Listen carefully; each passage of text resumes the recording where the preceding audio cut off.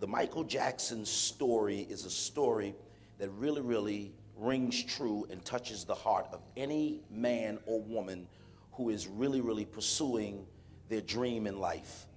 And when you have a spiritual mandate on your life to go forth, and I'm talking in the spirit realm, to go forth, a lot of times when that spiritual mantle is on your life, a childhood is skipped immediately. And you'll walk around and you'll see these young kids who are like my grandson, who is 4 years old, and you can sit up there and sometimes have a conversation with him as if you're talking to a 12-year-old or what have you. There's something inside there. Sometimes you want to shake some of these little kids and say, who are you? Because on the inside, there's a grown-up person. We're going to talk about that in a few minutes. And so it really just touches the heart of it's just unbelievable. I mean, anyone who is not, Tuesday night, let me stay focused. Tuesday night, I spoke on how that out of Psalms 82:6, it says, I've told you before that you're gods and children of the Most High, but you're going to die like men and fall like one of the princes. That's what the text says. And we emphasized on the death of Princess Diana. I don't know if whoever was ones were here. And we talked about how you're not supposed to die in tunnels. You're not supposed to, great people are not supposed to succumb to these tragic types of things.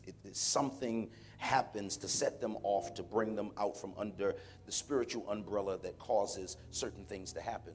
Listen, God has always processed greatness through storms and through trials. One more time. He's always processed greatness through storms and through trials.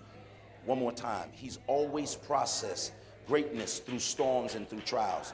And so anytime you're going through a storm and a trial and you have now decided that because you're going through, you're going to handle it your way, you're going to kill yourself.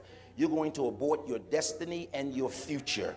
You're going to be in a position where you are going to look back years and say, if I only had of stayed focused. That's exactly what's going to happen to you.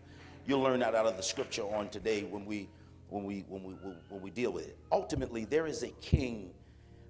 There's a king inside of all of us. There's a prince in a prince or a princess, a king or a queen, a duke or a duchess. There is something great on the inside of you.